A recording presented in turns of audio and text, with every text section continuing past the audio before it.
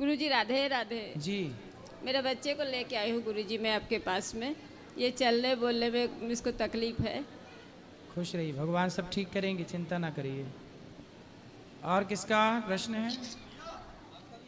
बात करो। राधे राधे महाराज जी। महाराज जी मेरा एक प्रश्न है, जो कोई रामायण की कसम झूठी खा लेता है तो महाराज जी उसके साथ क्या होता है, क्या घटना घटती है उसके साथ? कसम झूठी नहीं खानी चाहिए कोई भी। घटना तो अब ईश्वर जाने क्या घटती हैं, पर झूठी कसम नहीं खाना चाहिए। जो रामायण गीता की जो भी कोई झूठी कसम खाता है महाराज, झूठी कसम नहीं खाना चाहिए। जो झूठी कसम खाता है मतलब वो उस चीज को मार देता है। जैसे माँ की कसम खा के माँ की कसम तोड़ा तो माँ को मारने जैसा पाप लगता है, माँ की हत्या का पाप लगता है। गीता की कसम खा के झूठ बोला तो गीता को मार देने का पाप लगेगा, उस धर्म ग्रंथ को मार डालने का पाप लगेगा। ये समझ लीजिए कि गौ हत्या करने का पाप, जैसे गौ कसम खाया कोई तो गौ हत्या का पाप लगेगा, ऐसा है। ठीक है महाराज जी, राधे राधे जी। इस तरफ लाओ। गुरुजी राधे राधे जी। मैं सतना से आई हूँ। मेरे बेटे का 2016 में एक्सीडेंट हो गया था पैर से। यहाँ की जो तलवा है तो मेरे बच्चे का बट कट गया था और मैं सर्जरी करवाई और मेरा बेटा MBA किया और SSC सीजल का कोचिंग किया इंदौर से। और अब मैं शादी भी कर ली अपने बच्चे का, मतलब 2024 में। सवाल क्या है? सर मैं यही बोलती हूँ कि मेरे बच्चे का पैर कब तक ठीक हो सकेगा। जख्म उसका नहीं ठीक होता सर, बहुत इलाज करवाई, 10 लाख की इलाज करवाई और एक मैं मजदूर घर से हूँ।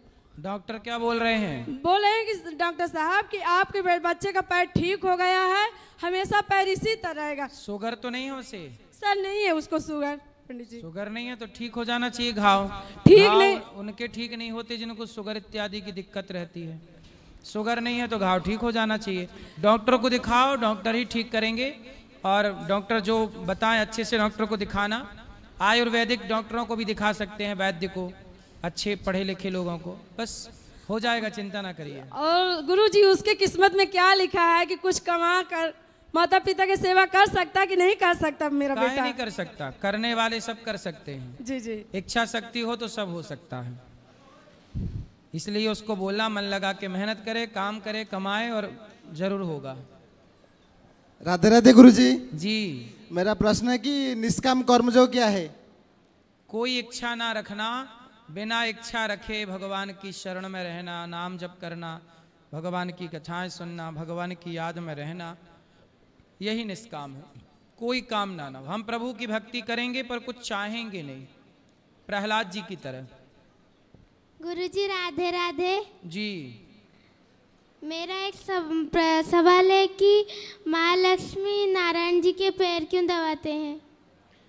लक्ष्मी पैर इसलिए दबाती हैं क्योंकि लक्ष्मी भगवान की पत्नी है और माँ लक्ष्मी पत्नी हैं और भगवान नारायण सेवा करते हैं।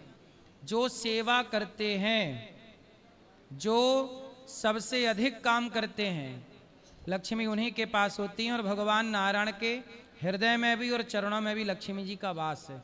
इसलिए लक्ष्मी नारी है, पत्नी है और पत्नी का धर्म है कि वो पति की सेवा करें। तो लक्ष्मी जी अपने पति की सेवा करके अपने नारी धर्म को निभा रही हैं और भगवान पति हैं तो उनको हृदय में रख के अपने पति धर्म को निभा रहे हैं। राधे राधे। सब बैठ जाइए, खड़े ना रहिएगा। यहाँ दे दो उनको, हरी मैया को। बैठ जाओ सब लोग, बोलो। राधे राधे गुरुजी। जी। मैं गाजियाबाद से आई हूँ, मेरा नाम आरती है। तो महाराज जी मेरा एक प्रश्न है कि ये मेरा लाला है जिसे मैं गोद में लिए हूँ। इसको मैंने पूरे वृंदावन में ढूंढा मगर मुझे तो कहीं मिला नहीं। मगर ये मैं इतना रोती हूँ, मुझे रुलाता बहुत है, ना मुझे भूख लगती है, ना मैंने खाया भी नहीं है 10-11 दिन से।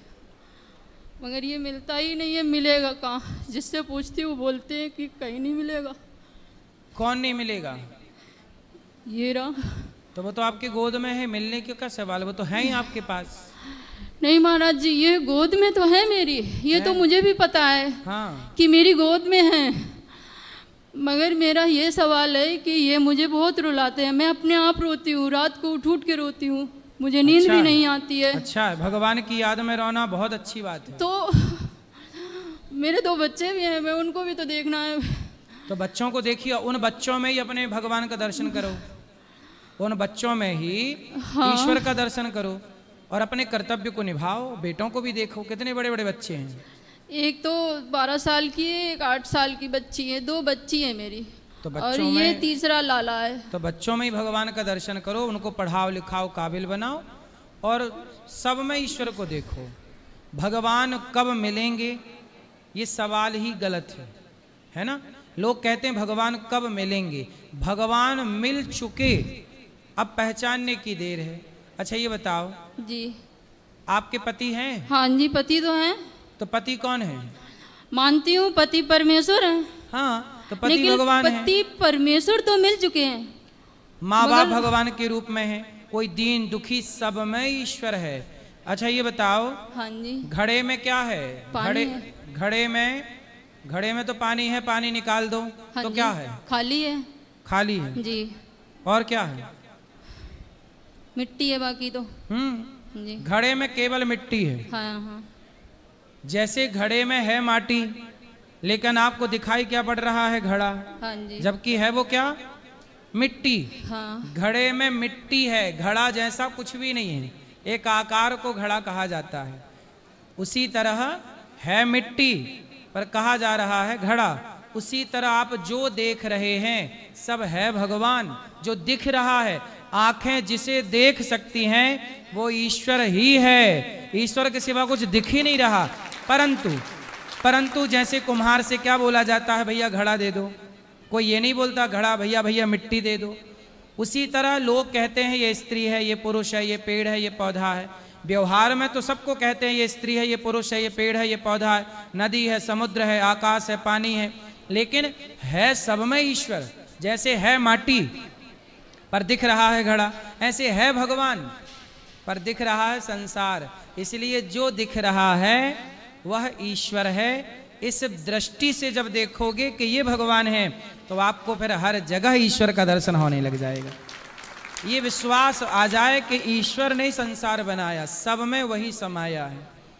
अच्छा बताओ, सोने का आभूषण होता है, हाँ जी, सोने के आभूषण में क्या है? सोना है। आभूषण जैसा कुछ होता है?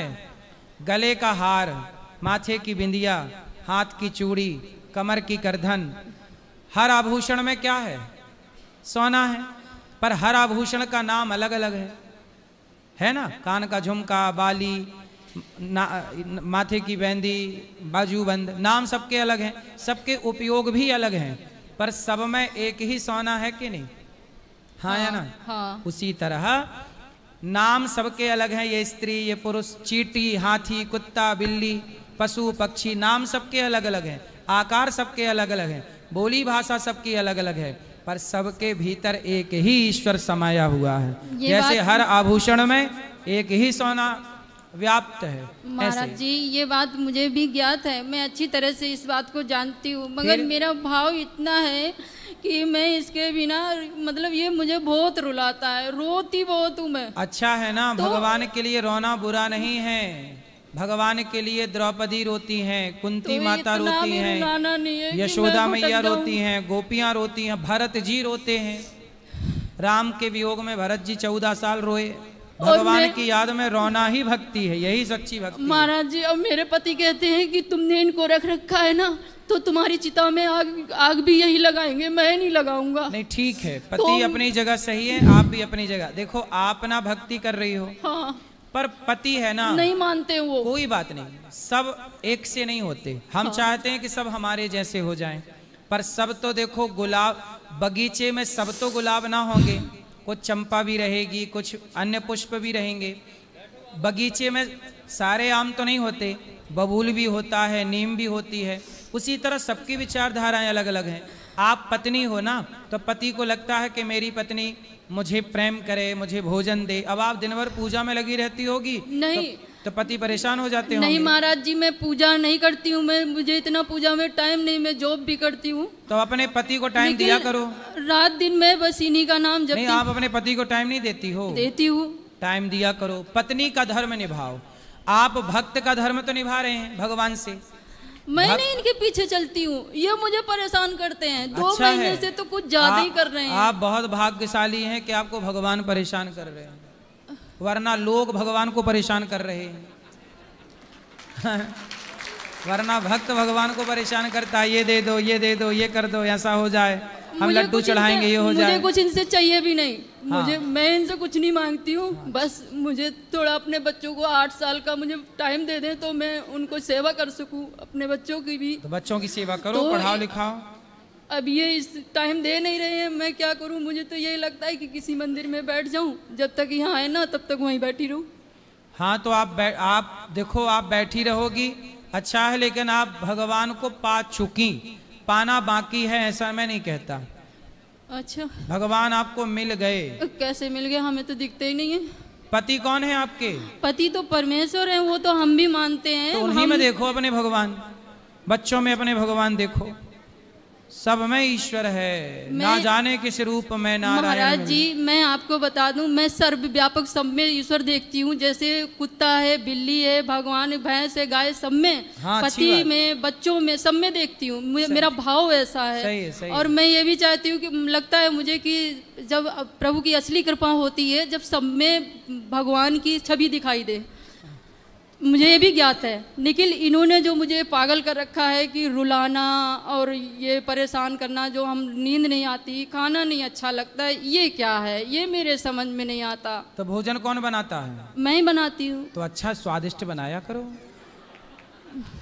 आप कहती हो अच्छा नहीं लगता, अच्छे बनाओगे, अच्छे से भोग लगाओगे, प्रसाद पाओ, मस्त अच्छा बनाया करो, स्वाद युक्त बनाओ, अच्छा भगवान के लिए।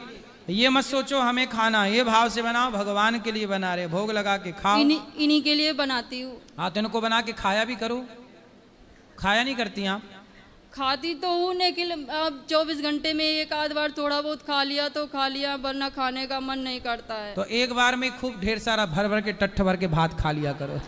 महाराज जी, आप भी हंसी की बात में जब आई थी तभी मैं ये सोच रही थी कि ऐसा ना हो महाराज जी मेरी हंसी बना दी, क्योंकि नहीं, मैं आपकी हंसी नहीं बना रहा हूँ। हूँ, आपकी हंसी नहीं बना रहा हूं, मैं ये कह रहा हूं कि आप खाया करो भर भर के। भाई आप रोती हुई आई हो, हमारा धर्म है कि हमारे पास जो रोता हुआ आएगा हम उसको हंसाएंगे, ये हमारा धर्म है। आप देखो, आप तो हमेशा रोती रहती हो।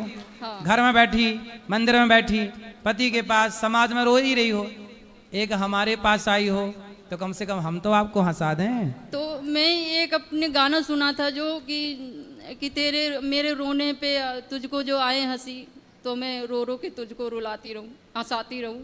तो मैं इसीलिए अब कान्हा के लिए बस रोती ही रहती हूँ।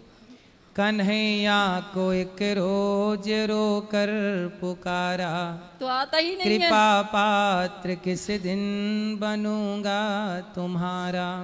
भगवान के लिए रोना सबसे उत्तम भक्ति है, इससे बड़ी कोई भक्ति इस धरती पर है नहीं। जो आप कर रही हो ना, सबसे उत्तम, इसलिए रोया करो भगवान की याद में। लेकिन रोना भी है, हंसना भी है, जिम्मेदारियां हैं वो भी पूरी करनी है। हाँ, मैं खुद चाहती हूँ कि जिम्मेदारी पूरी कर लूँ, इसके बाद में चाहे तू मुझे मीरा बना दे, मुझे कोई दिक्कत नहीं। आप अपने बच्चों को पढ़ा लिखा के बेटियों का विवाह कर दो, फिर इसके बाद आप आज़ादी से खूब भजन करना मीरा की तरह। अभी तब तक भजन करना, पर जिम्मेदारियां भी संग संग। महाराज जी, एक उपाय बता दो, मुझे रोना बंद हो जाए, मैं खाना खाने लगूँ सही से, तभी तो कर पाऊंगी। आप ये भी तो मतलब बताइए। खा नहीं पा रही, इस बात का रोना है, दुख है? नहीं महाराज जी, इस लाला ने मुझे परेशान कर रखा है, इसलिए मैं आपसे यही प्रश्न लेके आई हूँ आपसे। अब कोई उम्मीद नहीं है बाकी। अच्छा, आप यहाँ चल के खाओ, रसोई में जाके भोग लगाना भगवान जी को, खाना। मैंने खाया था थोड़ा सा खाया था, मन नहीं किया खाने का। फिर क्या, मैंने खाया ही नहीं। फिर फेंक दिया? नहीं, वही थोड़ा सा रखवाया था मैंने, बस, ज्यादा नहीं। कितनी रोटी? रोटी नहीं थी, वो चावल से शायद समा के चावल बना रखे व्रत का। अच्छा, आज व्रत वाला है। हाँ, तो थोड़ा सा आधा चमचा रखवाया था, वही खाया। ठीक है, कोई बात नहीं, घर जाके बढ़िया बनाना, खूब खाना।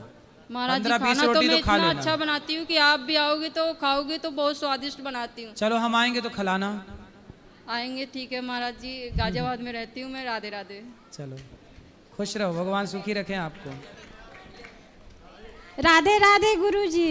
जी मेरा प्रश्न है कि जैसे रामनवमी है, छठ पूजा है, दिन में छठ पूजा की पूजन होती है, रात में मांसाहारी भोजन करने वाले लोग करते हैं, उस समय हमें बहुत क्रोध आता है, उस समय के लिए मार्गदर्शन करें हमें। देखो, मांसाहार कोई कर रहा है वो गलत है, लेकिन वो कर रहा है, आप नहीं कर रहे हैं, नहीं, इसलिए आपको किसी पे गुस्सा नहीं करना है। और आप लोगों को समझाओ, आप लोगों का मार्गदर्शन करो, लेकिन आपको लोगों के चक्कर में अपनी शांति भंग नहीं करनी।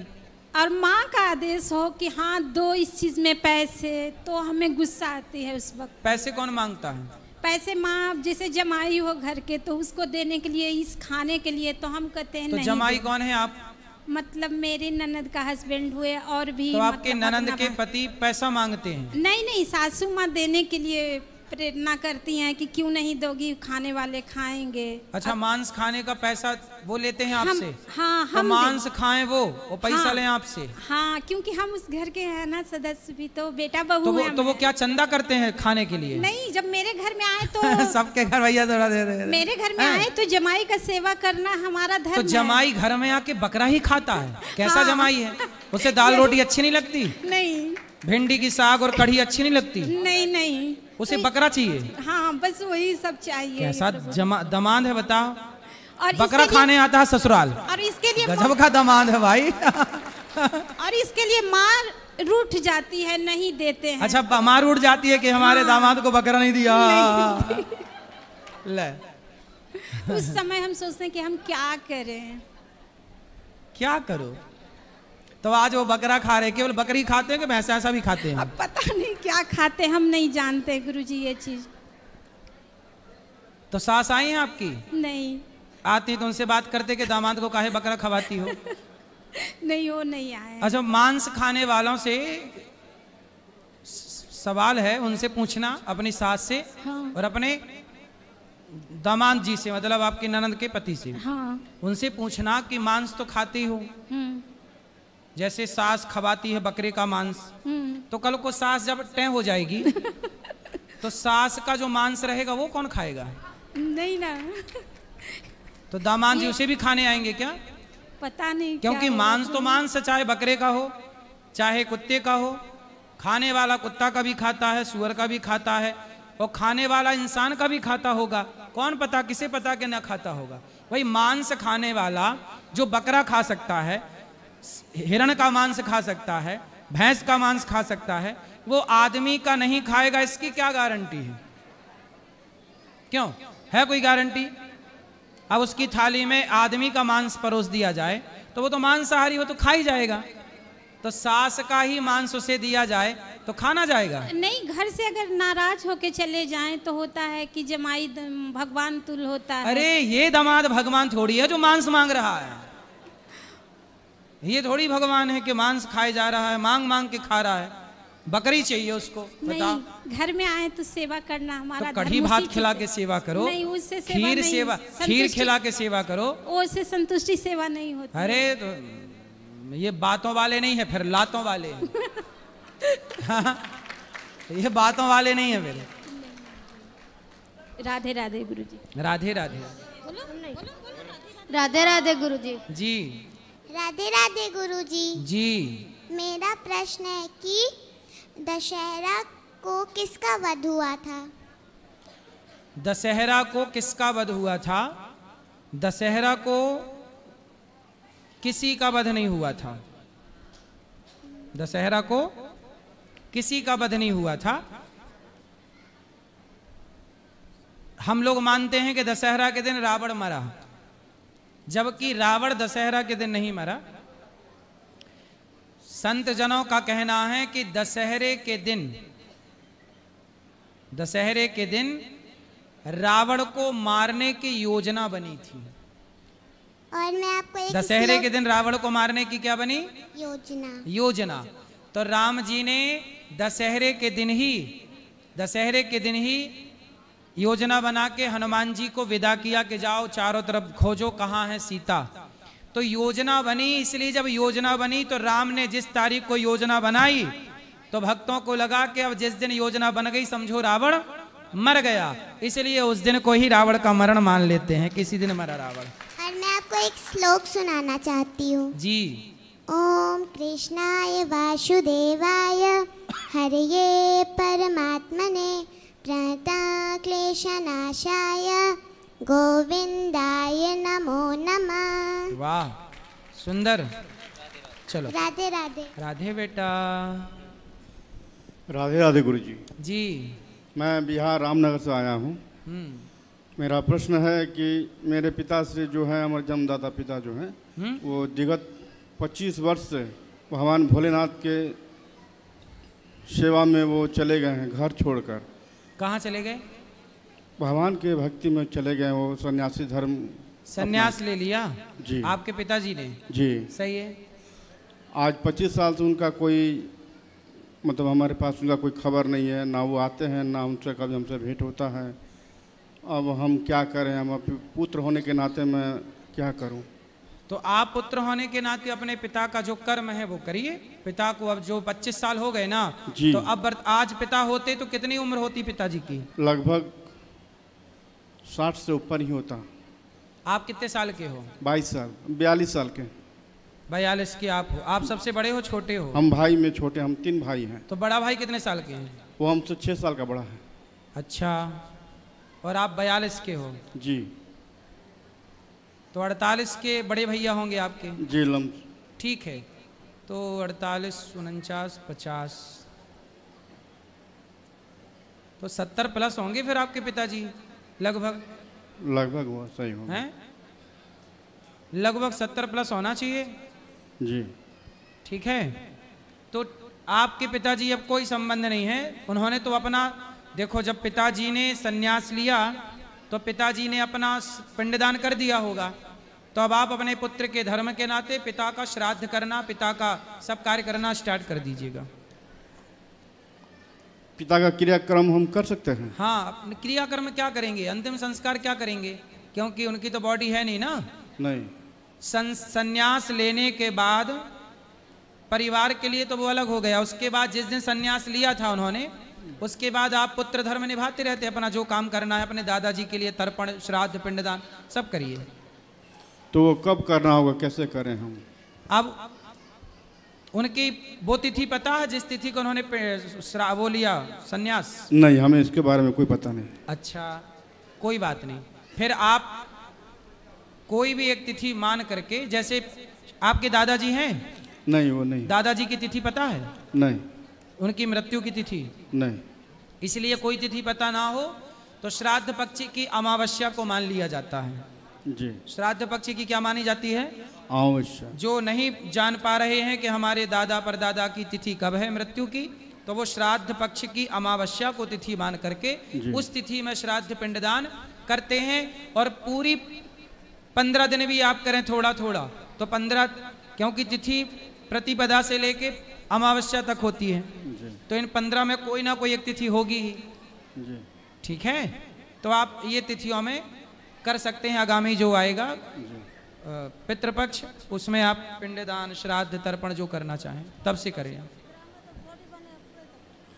गुरुजी, मतलब गांव के जो हमारे लोग हैं वो लोग कहते हैं हमारे धर्म के अनुसार कि पुतला बना करके उनका दाह संस्कार किया जाता है। उसके बाद पुतला उतला की जरूरत नहीं है जी। क्या दाह संस्कार, पुतला बना के पुतले से क्या होगा? पुतला तो रावण के जलते हैं। आप काहे अपने पिताजी का पुतला बनाओगे? जी। पुतला जलाओगे, बाद में लोग वही कहें अरे बाप का पुतला जला दिया। जी। ये दुनिया दोनों तरफ चलती है, पहले कहेगी पुतला जलाओ धर्म है, और बाद में तुम्हारा मजाक उड़ाएंगे, अरे कैसा बेटा है बाप का पुतला जला दिया। मजाक उड़ाएंगे तुम्हारा, हंसी उड़ाएंगे। इसलिए चक्कर में ना पड़ो। जी। सन्यासी साधु बन गए, उससे तुम्हारा कल्याण ही हुआ है, उससे भला ही होगा बच्चों का। माँ बाप के पुण्य से पुत्रों का भला होता है। आपको हम तिथि बता रहे हैं अमावस्या। जी। तो अमावस्या आने पर उसी तिथि जो अगले साल पितृपक्ष की अमावस्या आएगी, पूरा 15 दिन का तर्पण करिएगा जी। अमावस्या को पिंडदान करिएगा और उस समय कोई भी पुण्य का कारण के नाम से फिर वो तिथि में करते रहिएगा। तो ये हमको कहाँ करना होगा? गया कोई जाना भी होगा? अमावस्या, अब जैसे ये अमावस्या आएगी ना, तो इस अमावस्या को भी थोड़ा दान पुण्य कर सकते हैं, किसी भूखे को भोजन, पिता के नाम से, दादाजी के नाम से। जी। अमावस्या की तिथि सबके लिए है। तो ये हम कहाँ करें? अपने गांव में करें कि गांव में करें, तीर्थों में करें, जहां आपकी सुविधा हो। गया जा सकते हैं? गया जी भी जा सकते हैं। ठीक है।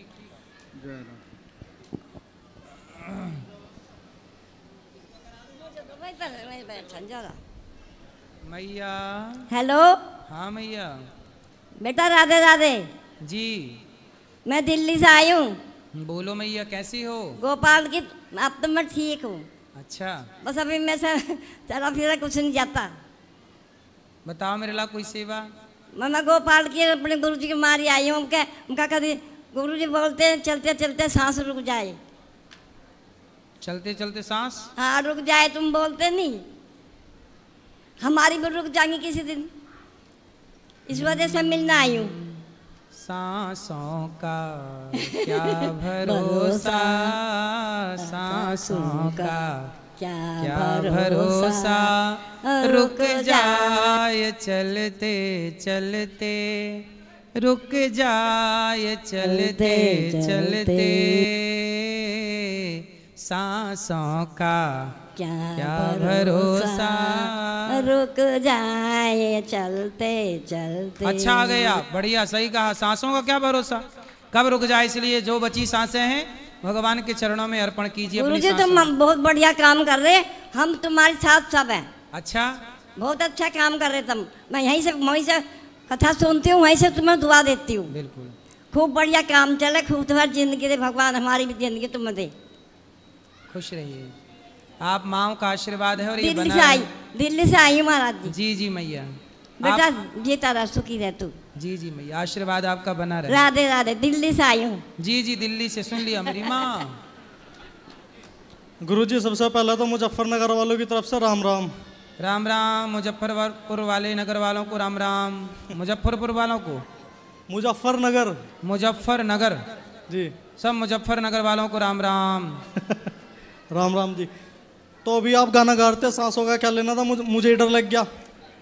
मेरे गले में हड्डी अटक गई गुरुजी। किसकी? नहीं मेरा, अभी वो बता रहा कैसी हड्डी है। अभी मैंने एक लड़की को काली नागिन कहा था। हाँ हाँ। तो उसे पता चल गया। हाँ। तो उसने मतलब मेरे दोस्तों के थ्रू ही बात करी, मैंने तो नंबर ब्लॉक कर रखा। तो मुझे यूँ कह रही, तुमने मुझे काली नागिन क्यों कह दिया? मैंने कहा चल नागिन नहीं, काली तो आई तू। तो बोली कि तेरी मेरी शादी होगी अगर तुमने वहां जाके मतलब ये बात दोबारा ना करी कि मैं काली नागिन नहीं हूँ। तो वो तुमसे शादी करने को तैयार है? अजी मुझे तो नहीं करनी शादी। नहीं करनी? नहीं, कहा, वो पीछे पड़ रही मेरे। तो मत करो ना। अजी यूँ कह रही कि मतलब तुमने मुझे काली नागिन कहा, तू भी काला नाग, अब हमारे सपोले पैदा होंगे। बताओ। सही है। तो आपने उसको नागिन कहा, उसने आपको नाग कह दिया है, साहब बराबर। तो सपोलों की बात कहाँ से आएगी जी इसमें? अब सपोला जब आएंगे तब देखेंगे वो सपोले। अजी मैंने मम्मी को भी बताया, मुझे डर लग रहा था। मम्मी कह रही, जब मतलब मम्मी उल्टा ही बोल रहा है हमेशा, जब तुझे मतलब यूँ कभी अपने लड़कों को मतलब सही नहीं, मुझे तो सही नहीं कहती, 3 लड़के हम। अगर मतलब तुझे तेरे जैसा ना कोंडा को पाल सके, हम सपोलों को नहीं पाल सकते। और कर ले काली नागिन कह ले वहां जा जाके। मम्मी कह रही मतलब। तो मम्मी ठीक तो कह रही है, तो आप काहे चक्कर में पड़े लड़की के? मैं नहीं पड़ा जी, मैंने आपको उस दिन पूरी बात बताई थी, वो मेकअप करके आई थी। मेकअप उतरा तो समझ में आया कि गलत है, नहीं तो कोई मेकअप करके जाएगा तो आप उसके चक्कर में पड़ जाओगे। नहीं मैं नहीं पड़ा चक्कर में, मैंने उस दिन कहा था कि भाई वो आई थी मेरे पास, बात हुई उससे, तो मतलब धोखा हो गया था मेरे साथ। मतलब जैसे बाद में मिली, दोस्त भी कह रहे थे कि भाई मतलब लड़की सुंदर है, तेरे पीछे पड़ी जैसे चढ़ा दे मैं। तो चलो अब तो वो चली गई ना लड़की। क्या जी? अब तो चली गई वो। आप लंदन में थे, उसने मेरे श्राद्ध मनाए, श्राद्ध, काले कुत्ते को रोटी खिलाई उसने मेरे नाम से। मेरे दोस्त के थ्रू बात हुई मेरे उससे। तो खिलाने दो ना काले कुत्ते को रोटी, क्या दिक्कत है? अब अब आपके पास आया मैं, मुझे बहुत शांति मिली यहाँ के, क्योंकि उसने कहा था वहाँ जाके एक बार बोल दे वो काली। मैंने तो उसे कहा, मतलब बहन कहा मैंने उसे, मैं कहा बहन और भड़क गई मेरे पे। अब बहन कह दिया तो भड़क गई, तो फिर क्या बहन क्यों कह रहा तू? बहन क्यों कह रहा है? हाँ तो क्या चाहती है वो, क्या कहें? अजी मैंने उस दिन भी कहा था मुझे चाहे वो, मतलब अब उससे मेरी मतलब बहुत बात हुई, क्योंकि अभी ये पुल भी अभी खराब हो रहा था, यमुना वाला पुल, इसमें पानी भर रहा था इधर वृंदावन में भी। हाँ। मैं आता तो जब भी आपके पास, लेकिन उसी के चलता आ नहीं पाया। उसने कहा था वहाँ जाके एक बार बोल दे कि भाई मतलब ऐसा कुछ नहीं, मतलब वो ऐसी है नहीं लड़की कि मैंने उसे कहा, मेरी टंग ऑफ स्लिप हो गई तो थी, वो वाली बात है। आप उसको सॉरी बोलने आए हैं मतलब? हाँ मतलब तो बोल दो सॉरी। बोल तो दिया सॉरी, मेरी टंग ऑफ स्लिप हो गई थी, लेकिन मैंने उसे ये भी बोला कि अगर भाई तुम एक्चुअल में सामने आओ, मतलब ये पेंटिंग करके ना आओ सामने, भाई तू काली है, चल ठीक है काली है तू, तो उसमें क्या दिक्कत है। लेकिन तो वो मतलब मेकअप वेकअप कर गया ही सामने, और मतलब इस तरीके से बहुत बात हुई, मैं बता नहीं सकता। नहीं, ये बात सही है कि लड़कियों को और लड़कों को शादी के पहले एक बार दोनों को बिना मेकअप के मिल लेना चाहिए, ताकि देख लो कि भाई ये रूप रंग है, क्योंकि बाद में कल को ये ना हो कि दिखाया कुछ और था, हाँ मिली कुछ और। गुरुजी अगर जैसे शादी होती है ना जी, तो चुपके से लड़की के घर पे जाके या बाहर जाके उसे देख लेना चाहिए, चाहे पिटाई भी हो जाए कोई दिक्कत नहीं, मतलब देख लो एक बार जाके, वो वाली बात है। वरना ये बात सही कह रहे हैं कि बिना मेकअप के देख लेना चाहिए, सही है ये बात, बिल्कुल सही।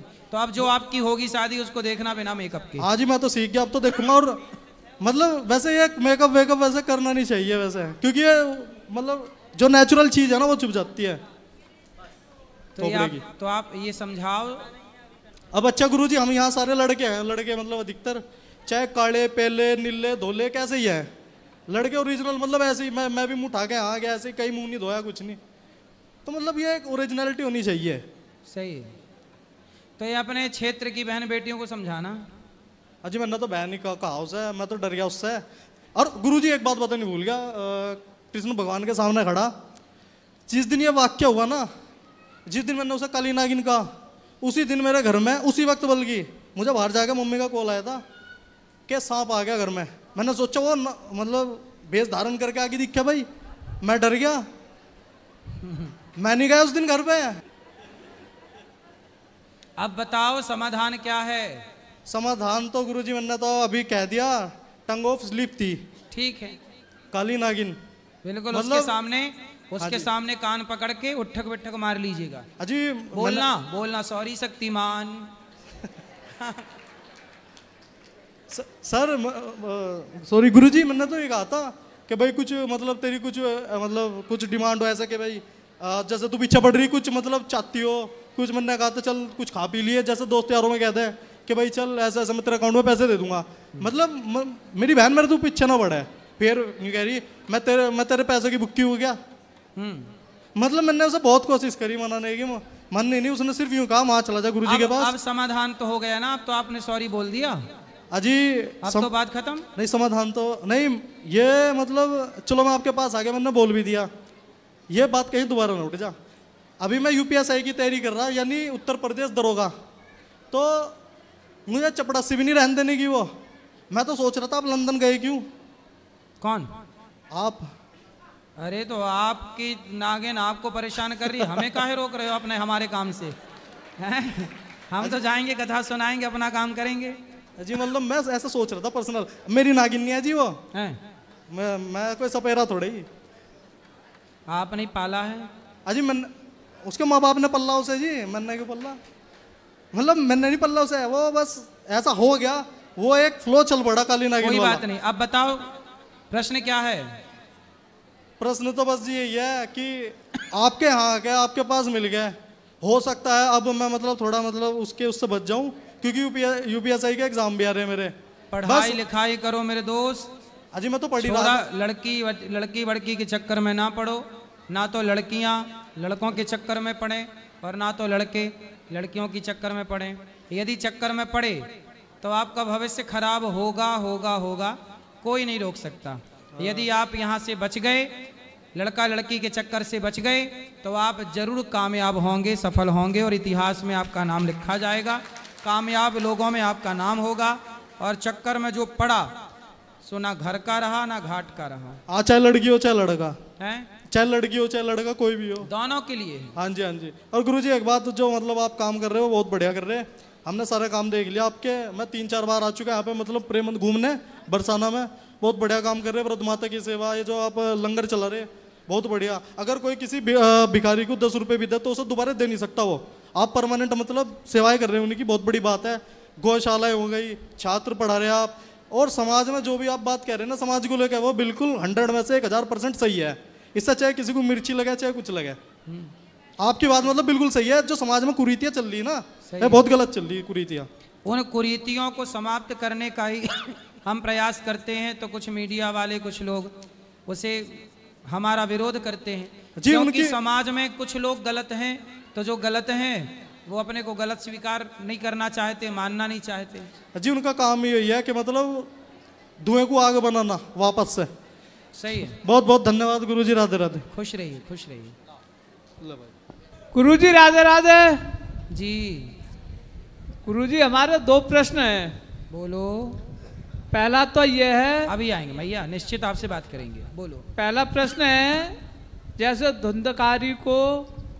धुंधकारी ने बहुत सारे गलत काम करे थे, गलत किए, और उसने एक बार भी इनडायरेक्ट बोल दिया नारायण, वो अजामिल था। अजामिल, हाँ अजामिल, सॉरी, हाँ, अजामिल, कोई बात। तो उसका उद्धार हो गया था। हो गया।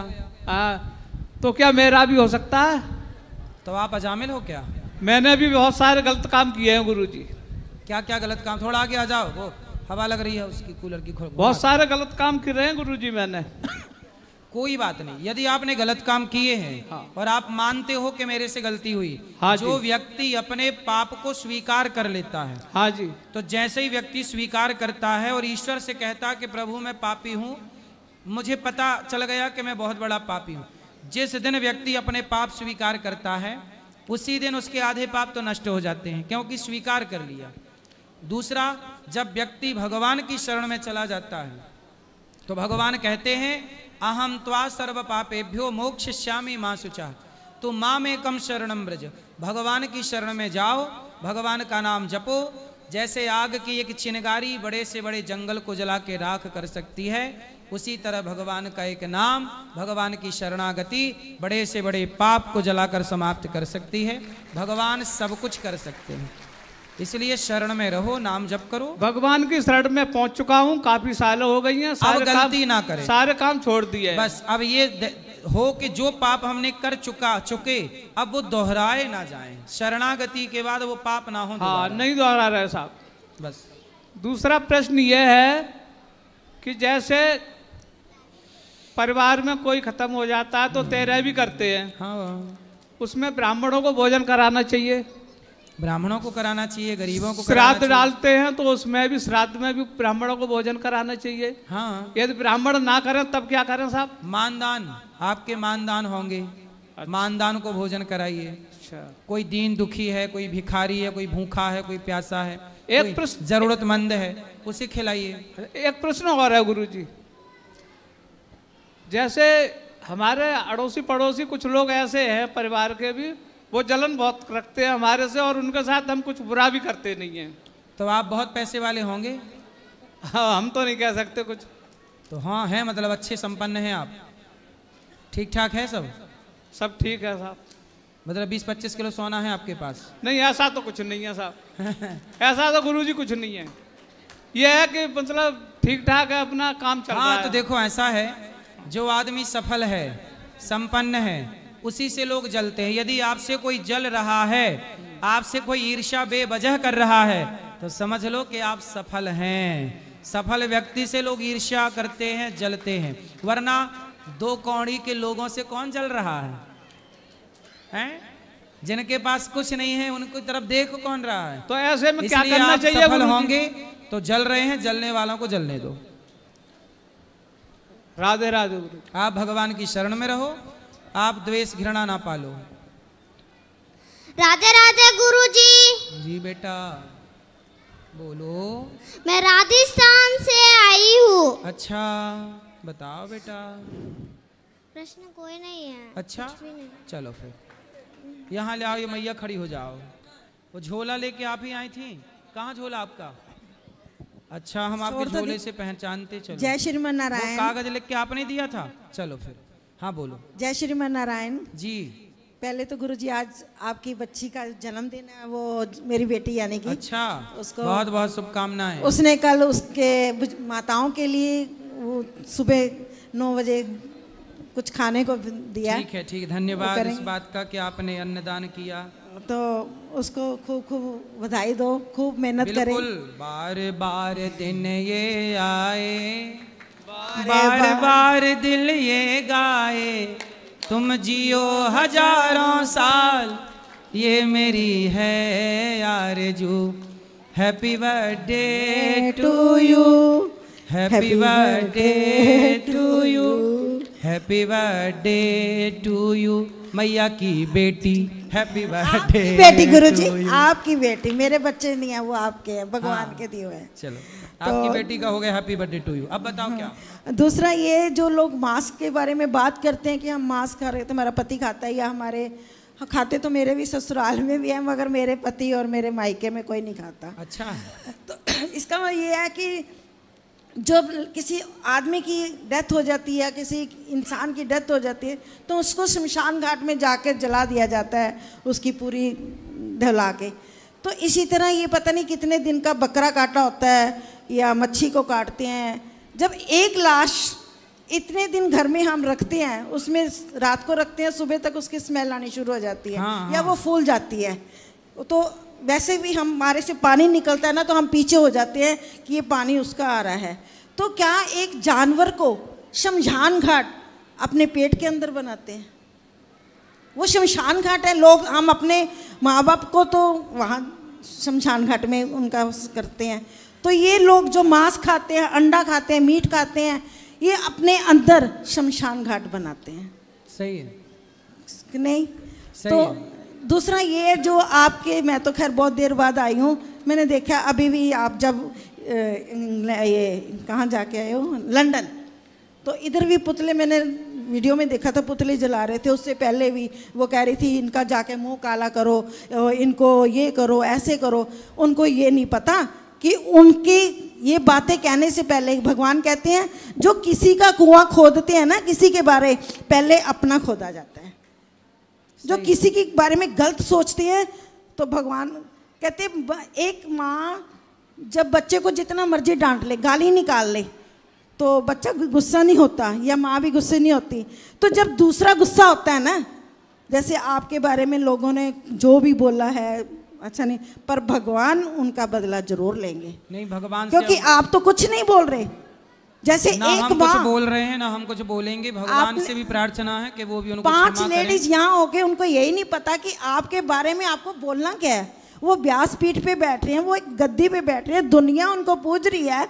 जहाँ देखो लोग हमारे जैसे, जैसे मेरी एक घर में छोटी सी बात होती है, मैं डिप्रेशन में चले जाती हूँ, रात को फिर दवाई खानी पड़ती है।